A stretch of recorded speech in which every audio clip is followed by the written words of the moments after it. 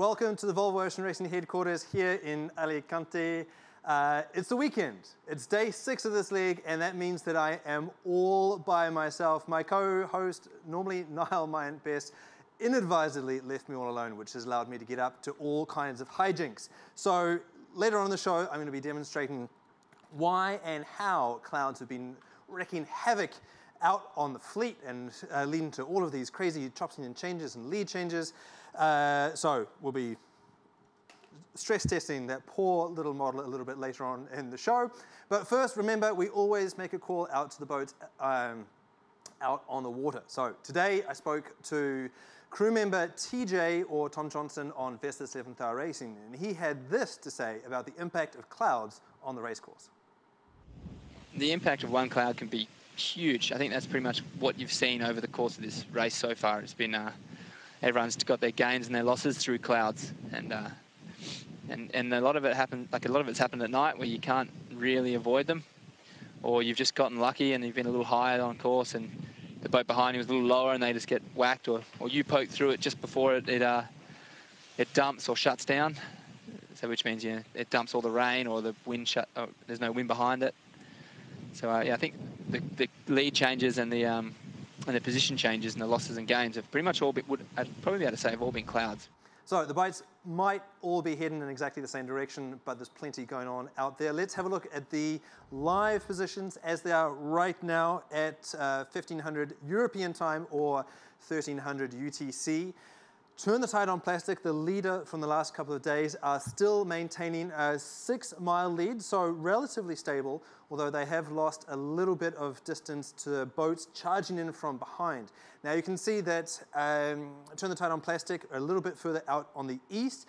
In today's blog, check out the website, Dee Kafari talked about the fact that the boats on the inside, on the western side, have a little bit less tide against them, and that's allowing the other boats behind to be a little bit faster. So, Turn the Tide on Plastic leads. In the middle, we've got the 2 Dutch boats celebrating King's Day yesterday, Team Max Nobel and Brunel, and then followed by Mapfre and Sunkai Scallywag, who have been struggling a little bit because, remember, a couple of days ago they were out to the west side, and so they have lost miles to the rest of the fleet, who have been sailing lower and faster. So that's where they are out at the moment, but let's have a little bit look, wind back the clock to have a look at how they got there. So this was from a couple of days ago, back when they were down at the latitude of Rio, and this is where Mapfre lost out dramatically. Now, the reason for all those squiggles is basically, if we just pause here for a second, there's a cloud that ran over the fleet, essentially in this direction here. So you can see Dongfeng were able to divert and get up above it as it passed over. So we can see a few squiggles in their path, but they didn't really slow down. The boat that really got hammered here is Team Mapfre. So the reason for that is because the clouds kind of slowed down and stayed here in this position. Now, I'll talk a lot later on in the show about how these clouds sort of outgas in all sorts of different directions, but basically the cloud interrupted the wind that's coming from this direction and basically shut them down. So they were left drifting and struggling. So let's have a look at what those clouds actually look like to give you some idea of what these sailors are dealing with out on the water. First up is this beautiful image from Leg 6, so earlier in the race. This was sent in showing a very localized rain cloud, and so there's not much wind around Brunel and Turn the Tide on Plastic here, but there will be plenty of wind underneath the cloud. Let's have another look at that with the next image here. This was sent in overnight by Brian Carlin, the OBR on board Team Axon Rebel. Now, to give a little bit of an education on how these clouds work, we'll just pause here. Basically, the way this all works is this is called a cumulus cloud up here, and so it works all with updraft. So it starts off with a localized hot zone. That creates a little bit of hot air rises, as we all know, and so with this air rushing upwards like this, it leaves a vacuum down here. Now, what happens is that then sucks in air from all around it, in order to replace that air. So you end up with these currents rushing along horizontally and then up into the system. Now these massive clouds can climb up to 33,000 feet or 6 miles high, which goes from the troposphere all the way up to the stratosphere. So incredibly massive systems. All of that energy way up high means that all of that vapor can sometimes condense into droplets, which creates the clouds that you can see. The small droplets turn into big ones. That turns into rain. Now, as these droplets fall through the cloud, they build up a lot of inertia, a lot of energy. Now, as those droplets fall, it grabs the air molecules around them as well. So, what happens is you end up with these down currents. When the down currents hit the surface of the sea, they end up splaying out like this. Now, remember, the boats are currently sailing in 10, 11, 12, 13 knots of wind at the moment. These downdrafts can be incredibly violent, sometimes up to 30 or 40 knots of wind. And so that makes life really challenging. Today's subject is all about clouds, and I know that's a tricky subject, so I've cooked up something a little bit special to help explain exactly what's going on. This is a physical demonstration here in Race HQ, but just work with me a little bit. This is not Alicante, this is now the South Atlantic Ocean. There's a synoptic wind here blown by these 3 fans, and the sailors are sailing northwards on starboard on a reach in sort of 12, 13 knots of wind. They're standing there in the cockpit. Life is good, as you saw, sunny, beautiful day, shorts and t-shirts, awesome days sailing. However, there's something dark coming on the horizon. This industrial-sized fan is going to stand in for our squall. So we've got 10 to 15 knots of wind here. Potentially in the downdrafts, we've got 30 knots coming out of this cloud. Now, keep an eye on what's going to happen with these little telltales. At the moment, they're on a beam reach as the boat is sailing northwards, and the blue lines represent the initial position of the wind, right? Now, here comes the cloud. It's been blown across the boat by the synoptic wind, and as it approaches, well, you get a little bit of wetness coming out of the cloud, but you see this massive wind shift. So the wind goes up, big increase in strength, and also a 45-degree wind shift. So if the boat is on a reach, they need to furl up that big masthead code 0 and switch to a jib and start sailing upwind to deal with that 45-degree wind shift. But as it approaches and rolls over the boat, you can see that we're now on a 90-degree wind shift. So that means that the boat is going to have to bear away, and this is what explains all of those squiggles that we've been seeing in the tracker over the last couple of days. As it rolls over the fleet like this, we go from a 90-degree wind shift to 100, 110, 130-degree wind shift. So we can see that the synoptic wind over there is completely dominated by the localized wind coming from the cloud. So that means we've got a tack on the boat.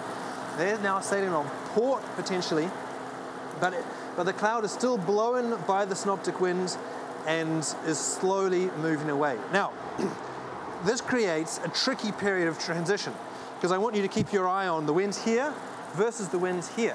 Because as the cloud blows away, you can see that the synoptic wind starts to fill in again here. So we've got wind coming from this side, on this side of the table, and we've got wind coming from this side, on this side of the table.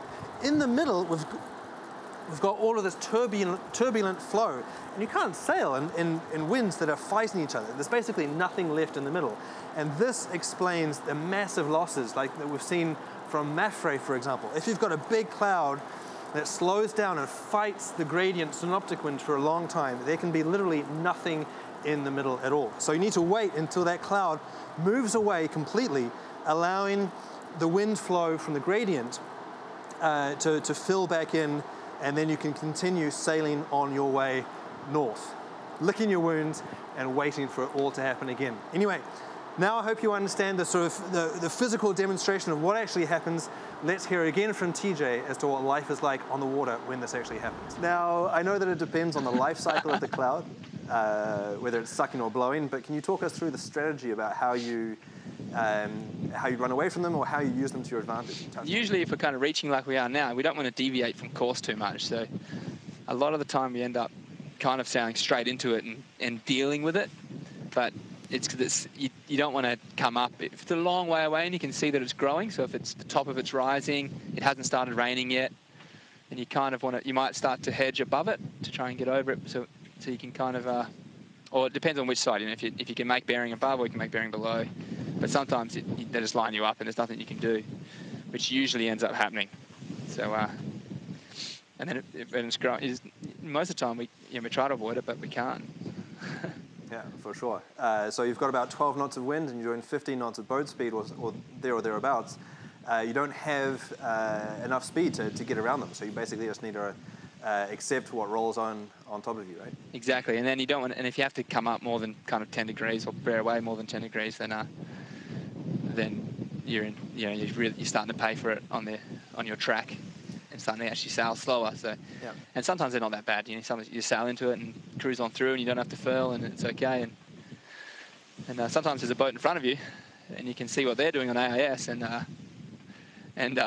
if they've stopped, you might make a big course change to get around it. But most of the time, you just tough it out and sail straight into it. So great to hear from TJ there just about how tricky this is to deal with. But if you thought it was going to be hard during the day, imagine just how hard it could be to do that at night when you can't really see those big clouds coming. Check out this clip here from Stu Barentine on board Dongfang Racing when he explains how tricky it is to do these last-minute maneuvers at night. Lots of nice sailing for today, which is a bit of a change from what we've had the last day or two. A lot of cloud activity, unbelievable actually. There was one case last night, we're sailing along, full stack, reaching along. Next thing you know, we get a big rain squall, thunder and lightning, and we have to tack immediately. So we tack, and we've got all the stack on the wrong side, water ballast on the wrong side, our OBR on the wrong side. And we have to sail like this for a while. We can't drain the water, but the wind has shifted so much that you just have to do it. And it didn't work out that well for us in the end. We lost a lot of miles, but that's the nature of the game. It's a lot nicer day today, and yeah, we're on our way. So we've been the slowest of the fleet, except Mafre. So that's the only good news. So that was Vestas and then Dongfang in second and third place overall on the water right now. But as you've seen on the tracker, it has been Mafre that has been penalized the most by these clouds marauding over the fleet. Let's hear from Nettie talk about that on board Team Mafre. It's true that we lost so many miles in almost 12 hours or 15 hours. And just because of this cloud, of course we knew that the Titan Plastic were very well positioned and win one of us, but we don't expect that much loss with Dongfang and Vestas, which is the same. But everything can happen from now on. They can get stuck in a cloud as we did. It's true that from now on we will have more steady conditions until the doldrums, but everything can happen. It's been so tricky since we start, and we have to keep pushing and not give up. Lost a little bit with the guys ahead, 5 miles.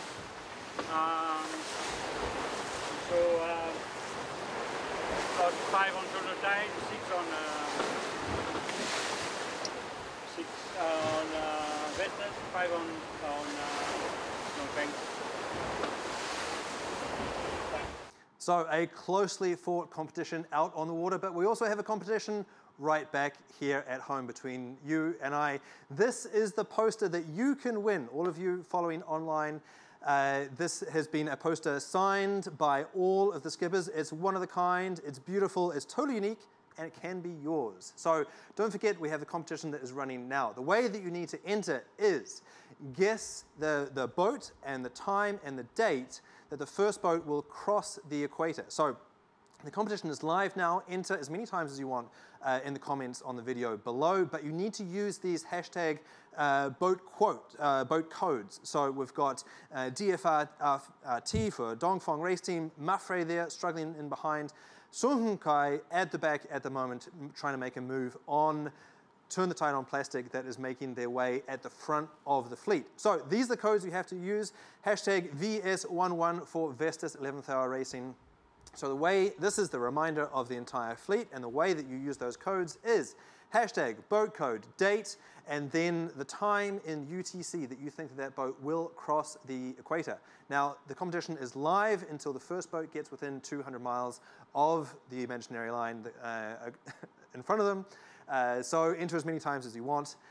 If there's a conflict between two people guessing exactly the same time, then the first one entered will take the prize. So enter as many times as you want using those codes and get cracking with your guesstimating. Anyway, that's enough from us today. We'll be back again tomorrow with more interviews, more analysis, and more than likely more hijinks. We'll see you then. So you can see the synoptic wind here, but on the horizon is a nasty black cloud with 30, 40 knots in sight. As it approaches, you can see the wind increases and then shifts, and it gets pretty ropey. Starts blowing it off, and look what's happening to the boat. Woohoo! Look at that. Oh.